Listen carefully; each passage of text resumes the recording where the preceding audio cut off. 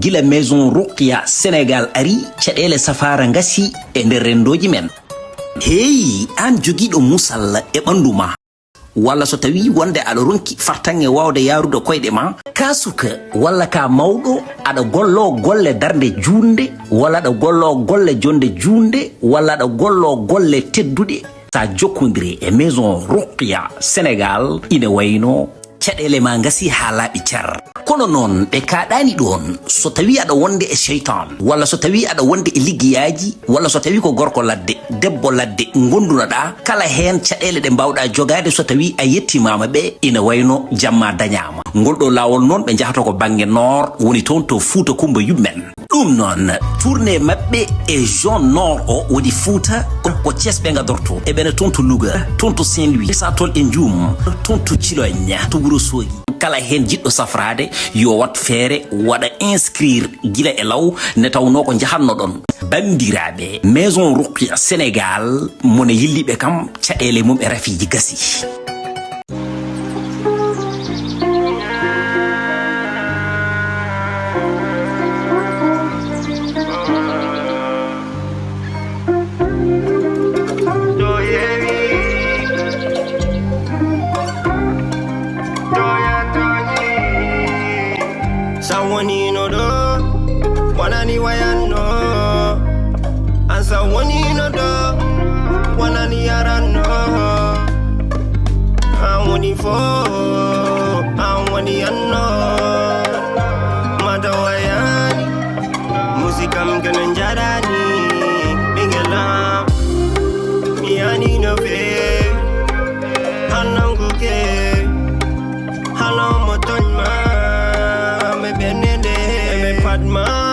calma e ben darma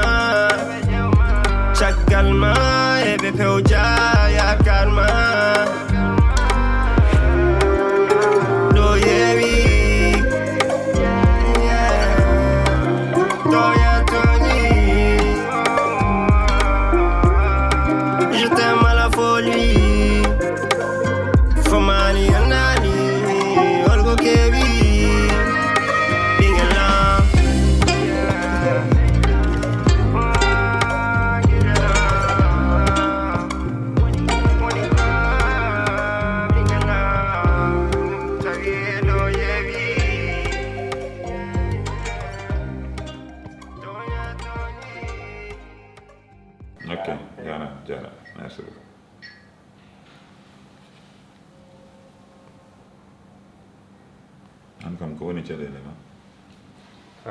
et puis Ari tawi kam ɓuura haala téléphone aɗa haala e dow téléphone am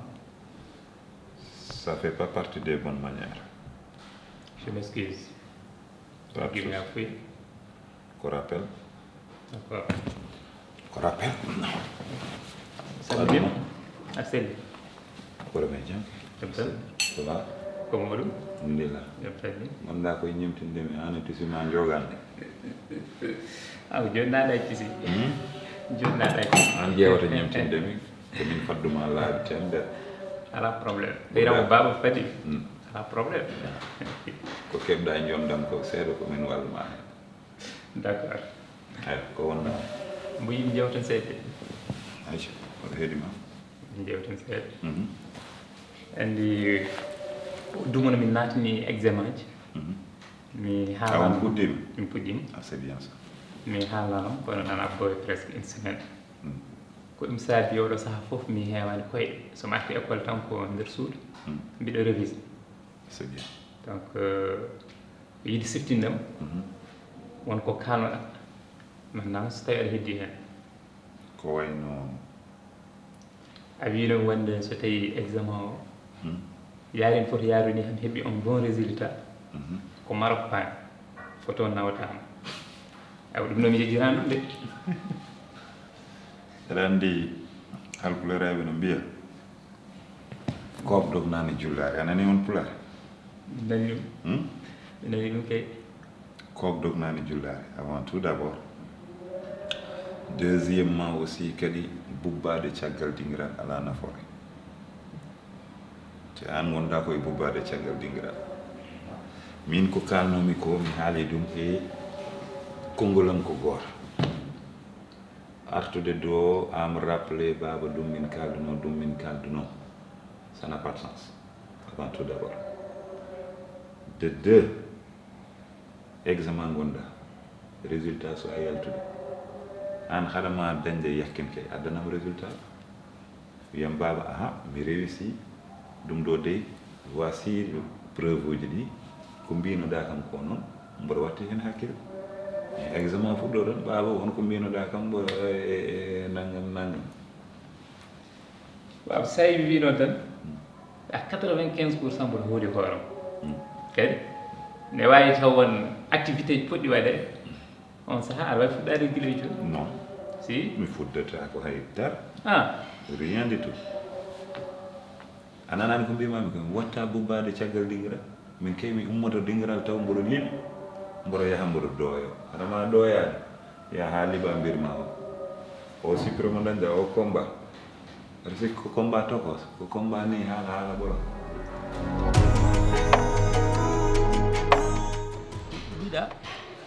mbiɗa toon mbiɗa anndi mo absa ok a haali gonga elle mi miiɗi tawdemo toon quand même si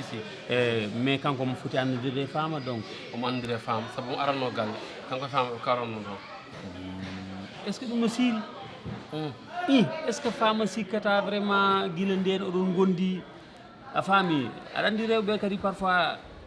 noɓe jiiratane enen no hawni de par ce que mo wawi wiide déjà an a finan tan desɗa oɗo kono wonnunoɓe avant ɗum ɗo e kaw ɗum mi sikkani sabu ɗum mi yii ha galle mabɓe déjà mi heeɓi yewtide e makko hunde fof noon mi waɗi ngam yo artu sinno ko sagam o yalta galle o koreji makko kadi ballitani yummakko e bammakko mi haali hami tampi eɓe yo artara hol condition mo pawi noon ɗum ne minne mi wawa ɗum jabde condition mo pawi o woni ko yo ummo yaltu galle o te kaw aɗa andi ummo kam mi wawa ɗum yaltinde galle o to min debbo mbiyo mi yaltin ummo galle o vraiment mi wawa wonde non ko gonga tu as parfaitement raison le cas de femme vraiment ko kalɗa hen ko noon woni min e kaldo e ma aɗa anndi no mbaɗum e bammakko aɗa anndi no mbaɗum e jinnaɓe makko mais kanko eɓe jogui condition ɗi ganduɗa ne satti seeɗa firti holɗum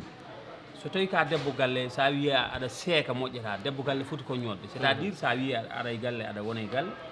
aɗa ƴeewa wonoɓe galle ɓe gonta e galle to ko bandiraɓe joom galle ma ɗum ça sera difficile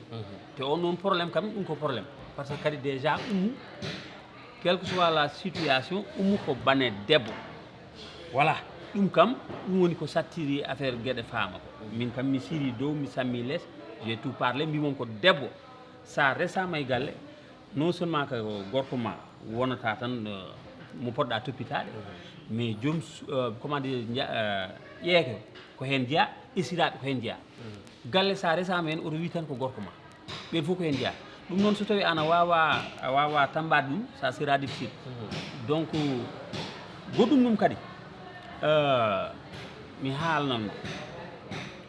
ayi côté dewgal kadi saɗa resen neɗɗo yataw aɗa yiɗimo par ce que wasa wonde kadi vengeance par ce que d' habitude kala bannoɗo ɗum dewgal ngal yahani te après a nimsuttu baba an ayi jiri baro woto waɗama haala gonmi koye appel ujam j'ai beaucoup de choses à faire yimɓe tan keɗoɗami seeɗa source de motivation ko an e maire o c'est-à-dire ko onon ñalata motivé deɓi ko onon encourage temɓe kadi ko onon jibinimi donc déjà onon so tawi neɗɗo jibinama ɗo e galle so rewi lawol gueɗe mum fotani wadde ko ni tan kadi guiɗo puɗɗimi jangde an hoorema aɗa andi aɗa yiya des résultats donc so ari ha ɗo kadi mbeɗa sikki poɗɗa ko ɓeydade usdemi surtout mi siftinima kadi oɗo affaire oumar ko kalnomi ko mi haalino ɗum konngollam ko goto somi haali so wona an guitta komin kaldi ko ou bien gueno itta komin kalduno ko wona min ittata ɗum donne-moi les résultats que tu as réussi ko heddi ko goppa ɗum e juuɗam wonde ɗo baba siftorini ni nangam vraiment mi heewani tan j'ai beaucoup de choses à faire beaucoup de choses à faire tinno tan e jangde ma mi nani aussi wona ɗo hooli ɓiye wolaare alpulare mbi oto holo caggal ha lira hen lacciri de ok ala caɗele an joni baba watti toon jimi mi toñanima jinmi ko aɗa andi sa ƴeewi e jinnaaɓe ma mi wiyani jangde mais kala ko dari e yeeso ma aɗa waawi libdito jinnaaɓe ma ko 0 to 0 0 to 0 noon sa yii dañi daarogal mbaaɗo noon ko heddi ko t'as pas besoin de dire oui vous êtes source de motivation nangam il suffit de regarder jinnaaɓe ma tan aɗa waawi libde kala ko conguɗa e adduna donc mi wonta ɗo mboɗo wiye nangam mboɗo jogee ma hoolare mais aussi kadi ko mbimami ko oto hoolo caggal ha liira hen lacciri ko gonga joni wadde mi yaha mi continue révision ɓurani kam de sa woppi kam jokkete gollante kam vraiment ɓurani kam ko wakke wadde mboɗomi nder ɗi gaddanta koye ma yim fof jiimade résultat o eyyi base ala maro on komi jaho eyyi maro de wona mere nawata ɗon neɗɗo de koma gollade mi yiɗa kadi ko heɓata e yimɓe kadi hemma so tawi noon an ko série aɗa yiɗi harsa ɗum kam ala probléme par ce que minne kadi mi andano ni aɗa wonde aɗa suudi kam noon a suudi kam noon ala ka mi suuɗakima aɗa andi min ala ko mbaɗatmi aduna hami suudama ngol a suudi ngol kam suuɗakima aɗa faama tan ani min liggitto kadi gañmi hen ko ɓayde yidde noon hakkude amen gañmi ko janggo e jaam aɗen seeɗani heewi doole ɗum waɗi kam addumi ɗo hannde restaurant o jooɗɗen jewtan ɓayde o sahaa kam mi ala gonɗo galle alay saago min nene mi wawa huccande ɗum ɗum waɗi kam min nene mbimi kala ko mbiɗa waɗa e aduna alay saago il faut que mi haalda e ma dokka kam hen miijo dokka kam hen hakkille kadi haɗami nadde hen kadi mi anda kadi holno mbaɗen gonga l' expérience fait la différence e mawɗo kam wona sehil Allah kono ɓoyde mum ni no mbaɗɗa ni kadi ko juste des conseils par ce que c'est important pour ganda mais wiidema kadi absa kam no jiiri moom minne kadi mi sikka tan wala probléme neɗɗo kadi noon no metti famde neɗɗo no metti famde a wawa wadde préjugé mais kam mbeɗen sikki tan ko debbo moƴƴo par ce que elle m'a toujours respecté ne taw mum toon nde vraiment o holli kam yeesota mbeɗani kadi ko gollotoɗo ko liggotoɗo eyyi min kam golloymi ɗo tan ko haajuji ma firti hollu komi jinnaɗo ma kala ko cohluɗa subaka ha nague fuɗa ɗum probléme ala joni heddi koye ma non to galle suka debbo o min kam aɗannimi ala cakal comme ça vraiment mi yiide jinnaɓe so tawi mi yiide jinnaɓe makko merci so Allah hoddi en jiidude mi yimide mabɓe soɓe kalni kam soɓe jaɓi tan on tu tananta yimɓeɓa heddiñaɓe ɗum de kaw heddi koye jungo ma kala ko foti waɗede fawi ɗum jungo kam mi yiɗa haydara ɓooya sabu aɗa tan gondigal no waɗi so minen liggitto minen dawda minen jippitto fami waɗi somi ara yaade par ce que on poɗɗo rewde bureau on waɗno déposé on waɗino déposé an ndewa to kalda kala koɓe mbima mi pari min kam mi ala probléme mi pari mais jinmiɗo ko gueɗel kalantuma cette fois ci kam vraiment nanggu debbo ma par ce que ɗum woni troisiéme mariage ma oye gadano Allah nawi ɗum en mbawa hen dara a seeri kadi goɗɗo sa wottima pari eyyi a faami mara yaade mi nawarma eyyi d' accord ala min caloto ɓe mbiya ka kiitade mbaɗa ɗin ɗo min de kaw kam yo har tan eyyi yo har tan ɗum kam probléme ala ɗum ɗo ko ñamdu min noon to jiitam ɗo jira ɗo min ɗum tan woni pala am soko ɗo tan kadi kemi wattade ay oɗo restaurant mo jiiɗa ɗo eyyi aɓe jeeya e restaurant ji ɓurɗi wawde defte machallah ɗum waɗi mbeɗa yiɗi arde ɗo machallah kadi kala partenaire mo dañmi kaw garde ɗo ɗum gaddetmi ɗo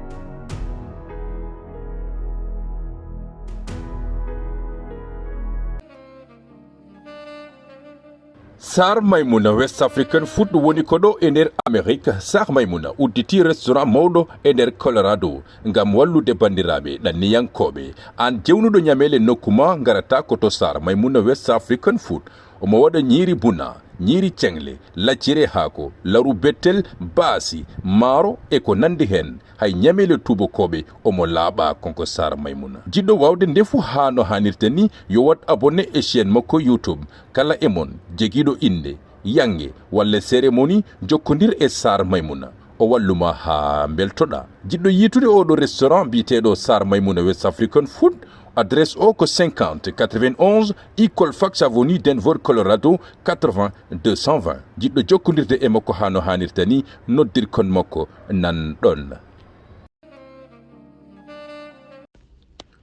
gonɗa ko caggal leydi aɗa yiɗi leydi galle walla ni gollade e Sénégal Global Invest SK bismimama jeegu tereji jogiiɗi kayitaji laaɓɗi galleji moƴƴi biroji juuɗɗi nokkuji demateeɗi Global Invest SK ina waɗa hen ko weɗɗa luugol galleji e nokkuji joɗɗi ko gollal ngal Global Invest SK seedana Global Invest SK ko wallude e wallodirde e ɗanniyankoɓe no koɗiri eno ɓamtori e Sénégal kala jiɗɗo hebde hen nokku Global Invest SK wi wodat ko nanuɗa e ngalu ko heddi ko aɗa yoɓira seeɗa seeɗa ha nde gasnuɗa keɓa nokkuma kala jiɗɗo jokkodirde e mabɓe yo noddu e 00221 78 457 05 50 Global Invest SK ha yo jaam ari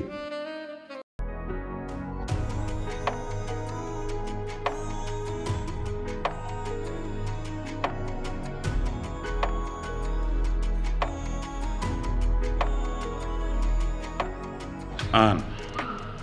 ɗum ko rôle ma sa waɗano ɗum ko an tikkanto ɓeeɗo ko miñiraɓe ma onon jiiɗi baaba goto sa yi danger no faye mabɓe a falaki ɗum ko an felatma sabu somi natti wonde ɗo an foti rendeɓe an foti fawdeɓe e laawol moƴƴol ngol di coup goggo tikkanam yo tikkananimi yo ɗum fof ala hoore e oto waɗɗum e hoore ma galle oɗo a ala ɗo ennemi yumma wonɗo bamma wonɗo e sœur ma e frère ma donc a ala ɗo ennemi ne te fait pas des idées ono yiɗimi ono añami quand tu fais ça joni puɗɗoɗa farnude hoorema an e hoorema e nder galle o sabu nden a wonta yaltude a wonta yewtude hay goto et c'est pas de mon souhait jinmi kon jaaja comme no mbirumami ni à partir de maintenant mi je veux plus que jalta e galle o ou bien aɗa adda des idées ça goggo ma andi ko erreur wonno l'erreur humaine kadi mi rutton mi resnuma haaɓi aɗa an ñaldaɗa ɗo e makko e galle e baru kam jooɗaki o yahat koye janggoyde te bientôt inchallahu rabbi so Allah waɗi o dañi ses résultats je vais essayer de l'inscrire au niveau de Maroc o ƴeewa e wadde toon formation médecine hay so taw Sénégal ɗo amin il y a des bons formateurs et tout mais malgré tout ko an jogori heddade ɗo henna wona faami no mbirumami ni donc arrête des idées o ko tikkandomi o ko ni goggo ma ko yumma encore une fois a faami de baba faamu joni min si Allah jaɓi ɓe haɗa andi ko ɗum min yiɓam yiddeɓe e ande bonne dalaɓe ɗum tahi min ñammo kalmi ngol konngol mais si wonani ɗum mi haalta mais mi waɗaɓe portégé par ce que ko ƴiiƴam haaɓi ko min guilam baro ko min guilam te somi yi ko ganduɗa ko fewani mammon haalal mais mi sikku mbara tikkanani kam annede ah non par contre komi beltiɗo e ko mbatta ko ça montre que encore une fois a waɗi hoorema koye famille he jeyɗa et j'aime bien moment mo kalda ɗum parce que sa noddina kom kalnana kam ɗum comme ni henna aɓe mbawi sikkude gonɗa koye bonnidde le fait que kala ɗum e hirande yimɓe fof nani cela veut dire ko kalda kom hayso taw mboɗo andi gon a wi a fijat kono mboɗo andi a fijani du coup an wonɗo encore une fois renanam galle o no feewi anen no mbirumami ni yo ɓerde ma ɓummam reen anani adde merci tawi a tikkani merci a jarama no feewi min yaha less suudam ha ɓooya jarama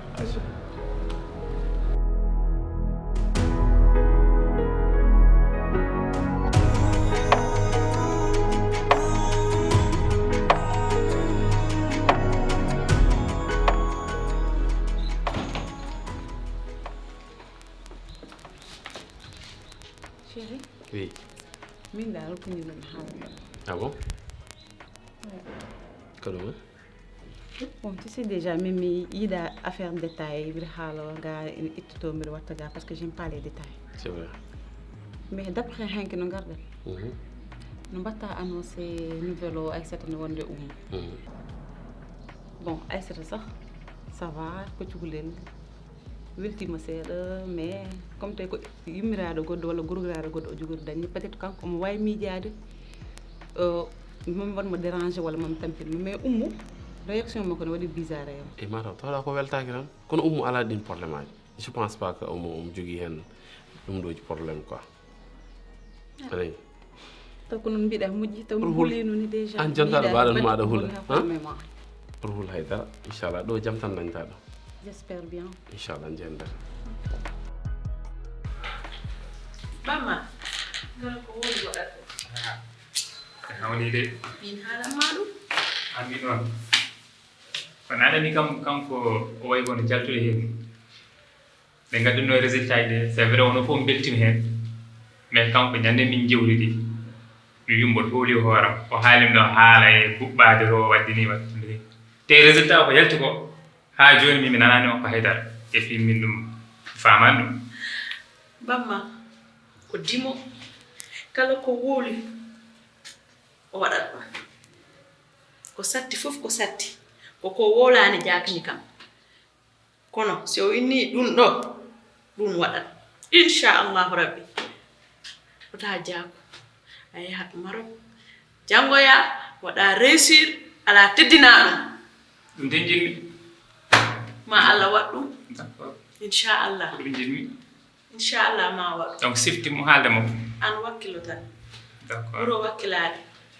anani nani joni burinam ataya pour bama do tampi seda kono wata sukaron heew wada nana bush woddo léger anani ma wadata bel so ma addi fiina to ha fe sat timo yari kalnaw kono wata binta andude oto yawdo do mi fala ko yawdo wone les woto andu sa ida wadde ataya mère ana dino kala ha bintini apparemment ko encore jogde mo ko problème min miji gilo ay ragal min e habib e bamako e kanko le courant passe mais on non ki femme ala ko maro rema ko pression ha he et puis fotani wonde an ko an woni jinna fonno wonde ko jiamina habib amin non ki nandirde mo mbaajoda amin mais wana kay foti ronko nandirde bint ala bintel moƴƴo wala problème de baro joni a wajata kam a andani de balde fof ala e der galle on ko dum wadi nde yahayno da révision nde nyande ko spaghetti aja defi anani woni do jakasi kam e bamma ha yu yalti don momo na gila ko onon sukaabe himara e o galle ha o jodi ka bol hirande moyna momo ko yidat habi ha mi tonga mi hirsu ha bamma tikki min pay kum keccum mi accat dum non lanca dewgala ha nen dum o gaatot mo mine monit mine picci mo ko ay arde do buri hande duubi te adani min mo goton sehilam o meda ardo e galle waydo cadel no mbami habi ko non mo way habi comment ça fait-il mo wiya kadi yalta habi dum ko binti e juste ne wela tan ha ko dum waa wonde ko dum haali o haali ha munciti o jali min kam mi fijo tan baba tawi bamma tikki min si bamma tikki aduna am bonat ko mi golli do kon ko mi habbi e aduna am kon ko yon teddim bay mon ko yon wakkilo jangon jande mon inshallah si a wakkilike joni yaha marok anani wata hala kan heewu yahu defana kam warga on haro ƴawani do mami def kon non suppression bitto ko neddo moj nen s'il vous plaît usu pression Binta ala caɗele de yahu tan defana kam warga on ok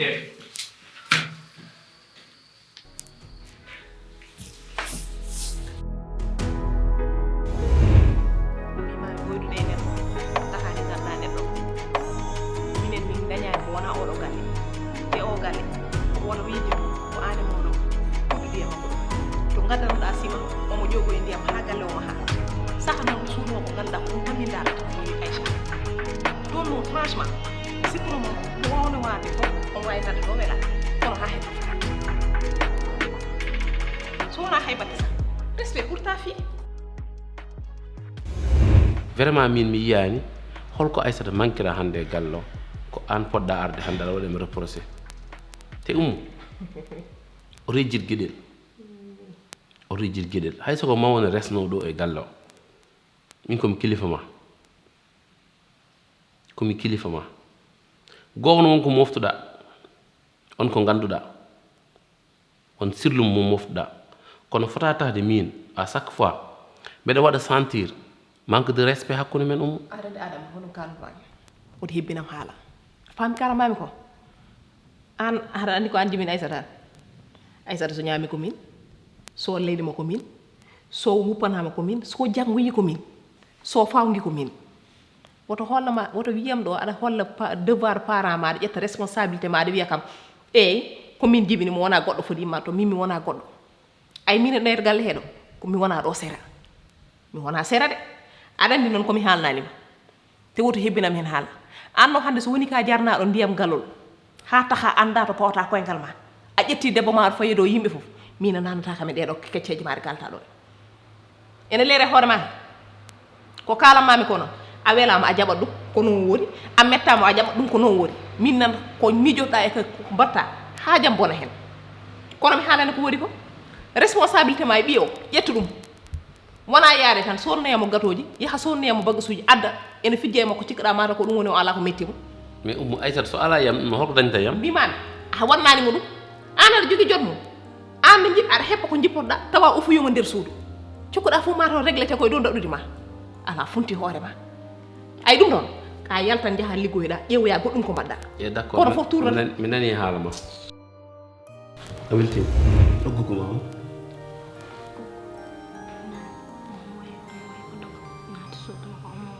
ko wayata omode suudu makko ay o jinmi ko gandinam place mo o wona joom suudu ma ko min woni joom suudu ma a faami o waɗɗumi ɗo e galle he Aisha yummo ko ho maayi o ko miñum yummo ho ya ko woni haaju ma wona an haalantema holno sirtu fada mi gayna haalde no haalande ka keɗiɗo mo jinmi ko keɗoɗama hami gayna o wona place ma ko miɗi sa ana ko ɓuurma tonguinade wawa yaltinde ɓe nder galle heɓoy suudu ma ɓe natami ɗo galle hede moy mi rem ɗum heɓoy suudu natami ɗo galle nden tan awlata ana wayi mbimama yala